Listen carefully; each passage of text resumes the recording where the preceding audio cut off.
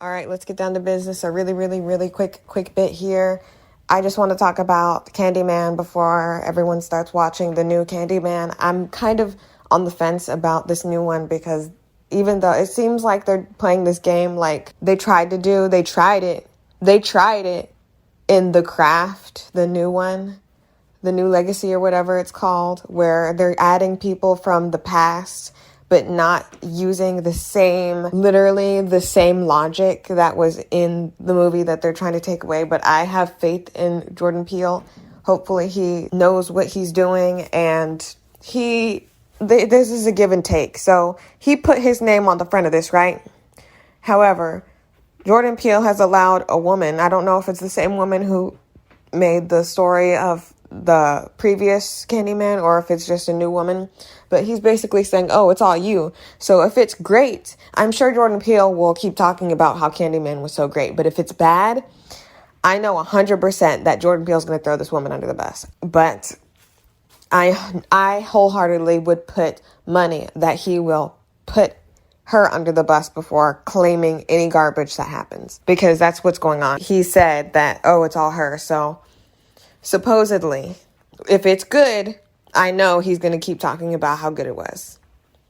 But aside from that, let's talk about the original Candyman. Now, I was upset about the original Candyman. It's a good movie with a lot of issues. So let's talk about the Candyman legend, the original, okay?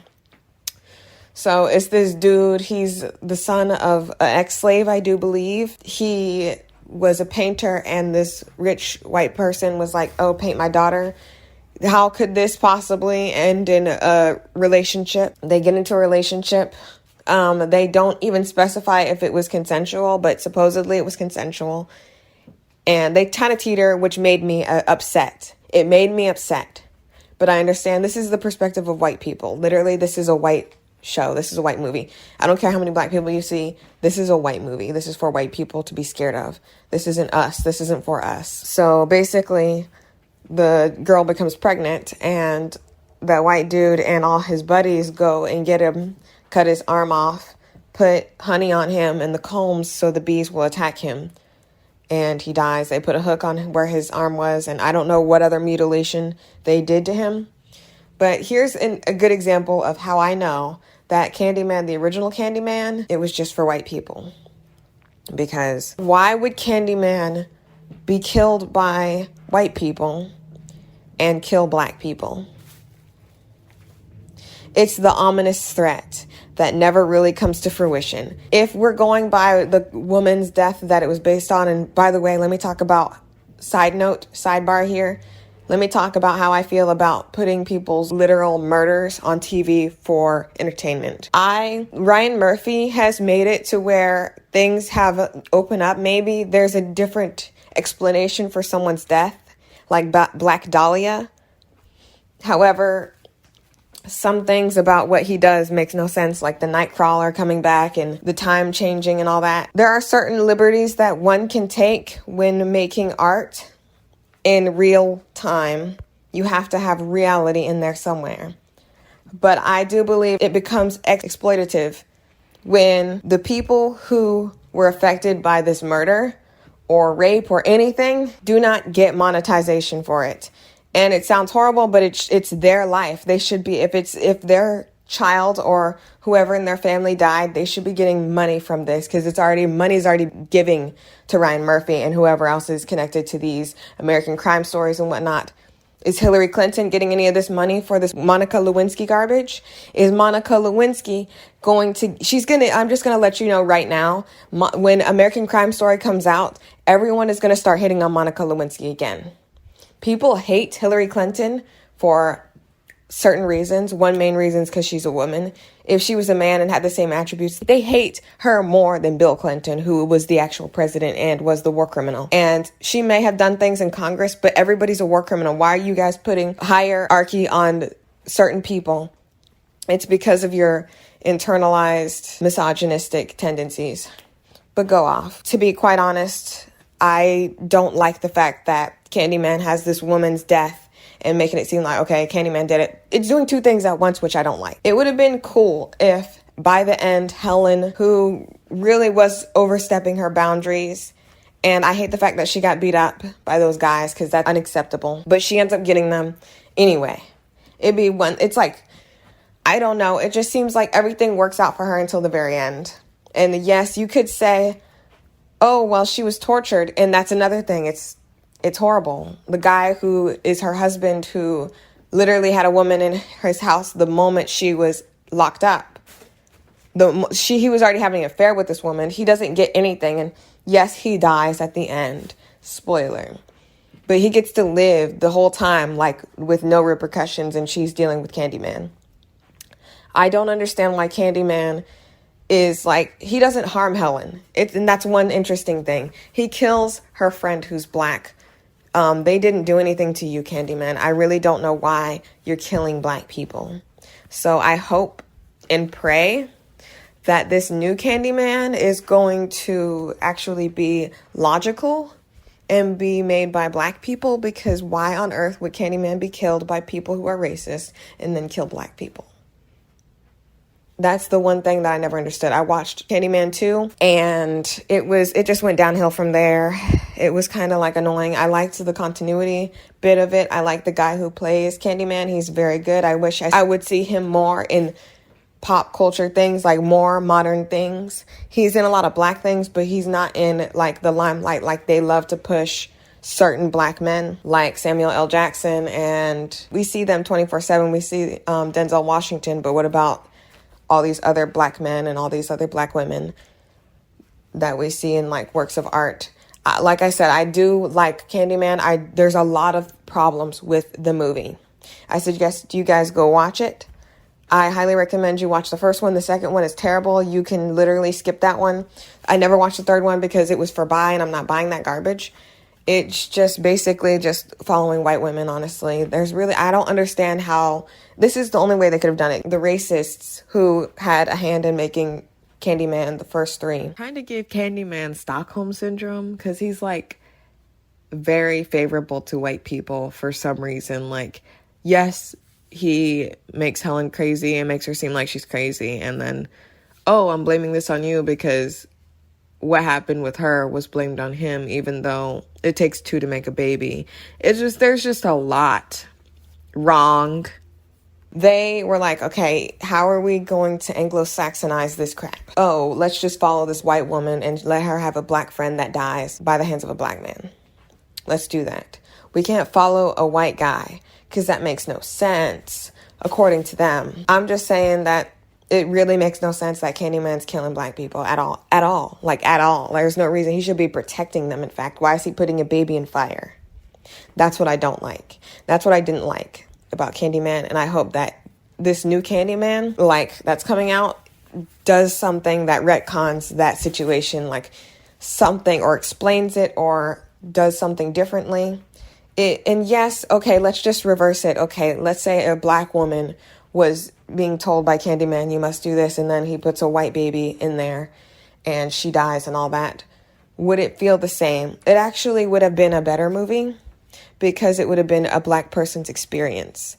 Why are we following this woman? And then why do we continuously follow these white people? Yeah, they're the same lineage of this girl or whatever, or the Greek. Like, they're doing a Kagome type situation like Inuyasha did, where there's reincarnation, but kind of / not really. It's kind of like the same lineage at the same time.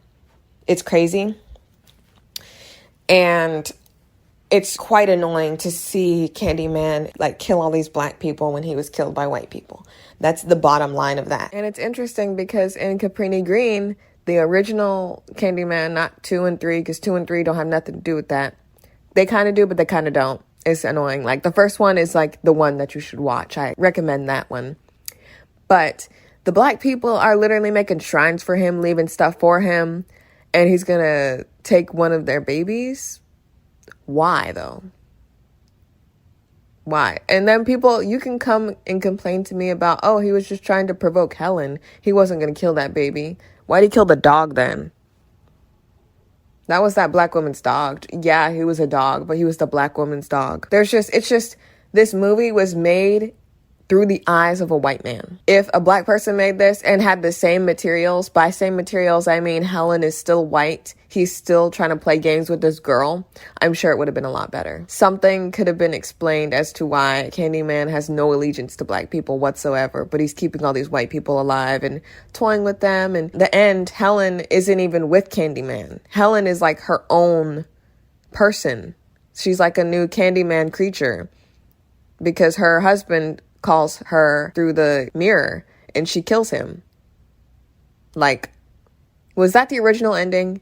Because that kind of seemed dumb. And one person, I'm not saying I didn't want this guy to die, because I did want this infidel to die. But the whole thing about it is Candyman's objective was to get this girl so that he wouldn't be alone beyond the grave. Candyman 2 only occurs because he's still playing that where's my white woman game. He's still playing that where's my white woman game. Helen was killed. What was the point?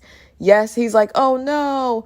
At the end, like, he failed, but she's still an entity. So how does that make sense? Like, a lot of things don't make sense in this movie because it's made through a white man's perspective. Like, for real, that's just what it comes down to. To be honest, Candyman's kill count when it comes to the Anglo-Saxons increases in 2 and 3, but that's only because they're basically the main characters.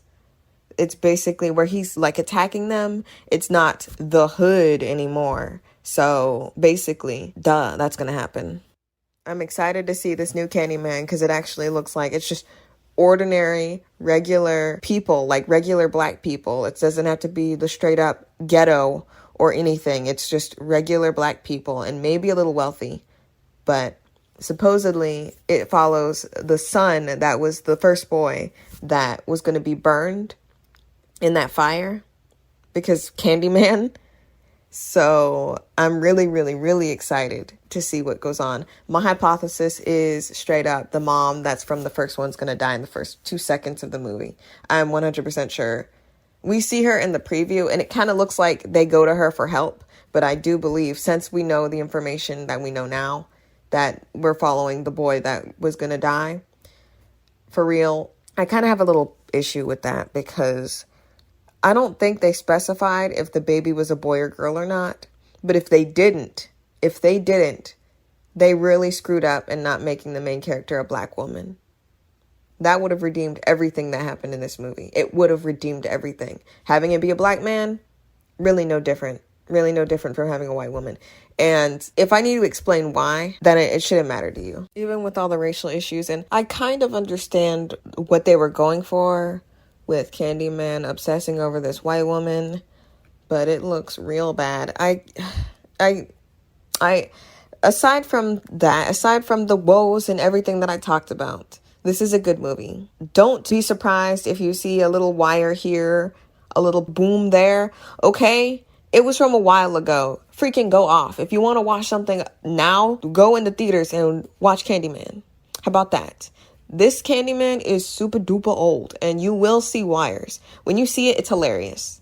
The one, this is a good movie. I give it a 7 out of 10, okay?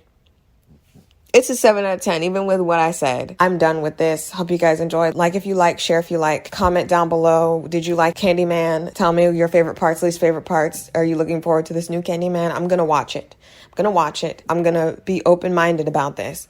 But I highly doubt that they're going to, because it's a new situation. Supposedly it's about a recent person. It's about someone. And hopefully they get the same guy to play Candyman, like by the end or in the middle, something. Like people who shouldn't be changed are the original Freddy Krueger. Anyone can be Jason. Anyone can be the Shape, aka Michael Myers. Keep the same original Pinhead, the original Chucky. I'm sorry, Mark Hamill.